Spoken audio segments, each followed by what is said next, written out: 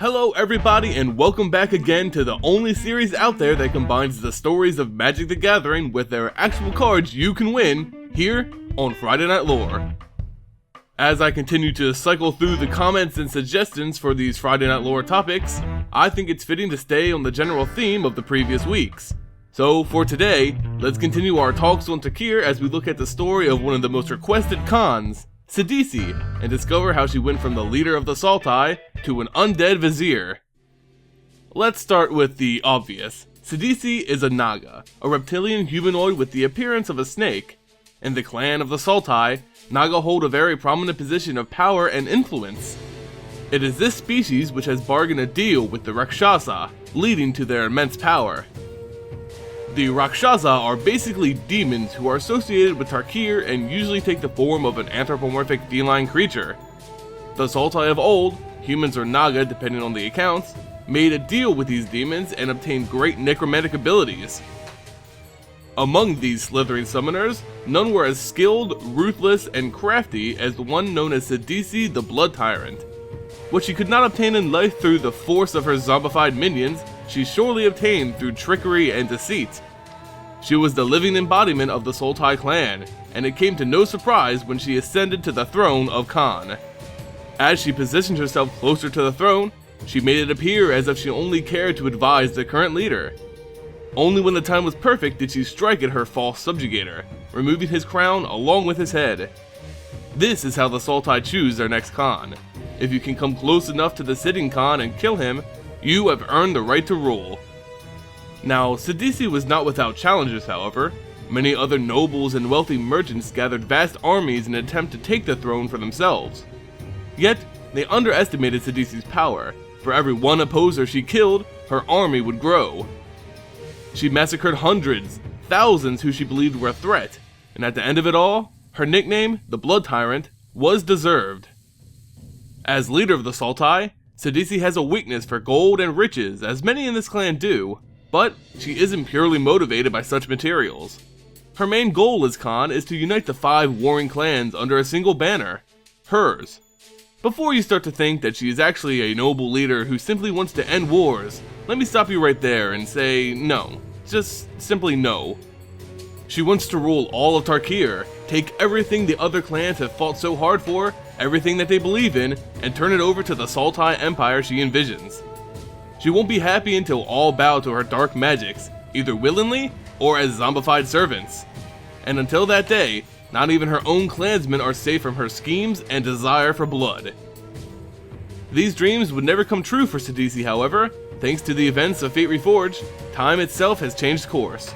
The dragons on Tarkir thrived and have claimed ownership over the former clans. We find Sidisi far removed from her station as Khan of the Sultai. Now, she is but a translator to the Dragonlord Silumgar. In this new timeline, Sidisi was no more hungry for power than she had been in another reality. She sought influence and wanted to become the greatest of her kind, the most powerful of the Naga. In this new world, the power was firmly situated with the Dragonlord Silumgar. He ruled all without question. The closest one could come to power in this new timeline was personal riches, which could only be obtained through Silumgar's good graces, or through sticky fingers. Sidisi's drive led her all the way to the throne room of Silumgar, having achieved as much power as one could hope to obtain from the dragons. She became the head translator for the Dragonlord. He and his kin knew the languages of Tarkir well, but that doesn't mean Silumgar enjoyed discussing in such crude communications. He believed anything not of dragon descent was beneath him, and this included talking in the tongues of men.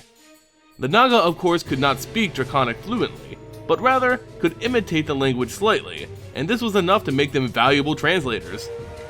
As Sidisi headed the fronts of each tribute that came through Silumgar's palace, there were plenty of instances where small amounts of gold and gems went missing. Perhaps some fell off caravans as they traveled, or the raiding parties needed to be rebuilt. Regardless of reason, Silumgar started receiving less treasures.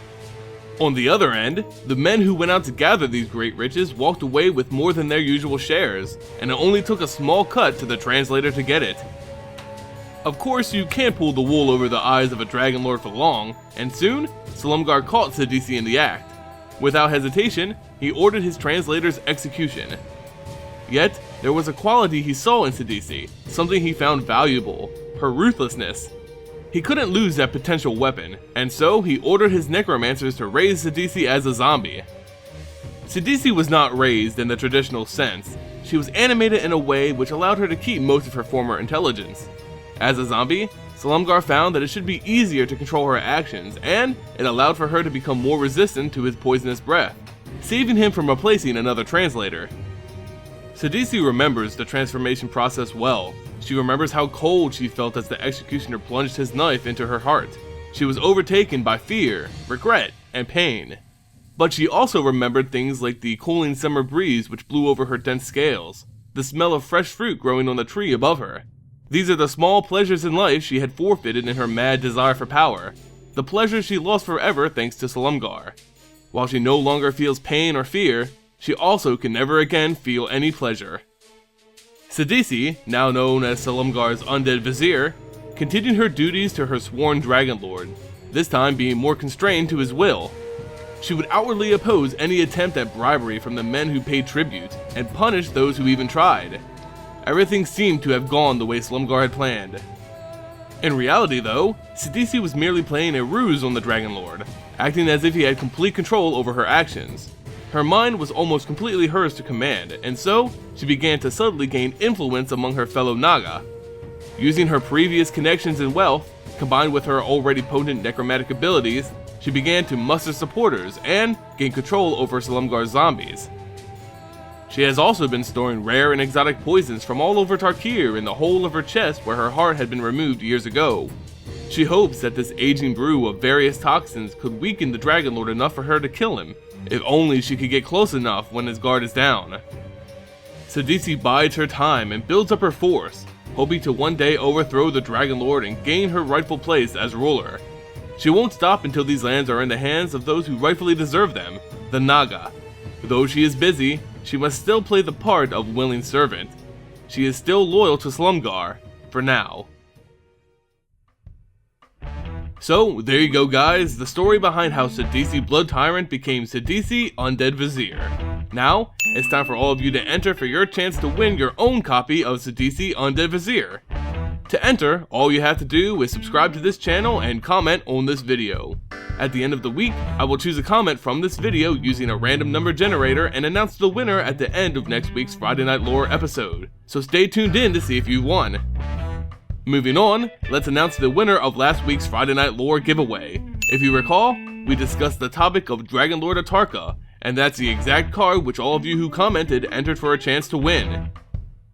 So the winner of last week's FNL and new owner of this Dragonlord Atarka card is Demetries Oberc. Congratulations to the YouTube user Demetries Oberc. If you would please check your private messages on YouTube for a message from me. In that message you'll find all the mailing information I need to send you this card. The faster you respond to that message, the faster I can have this card shipped out to you.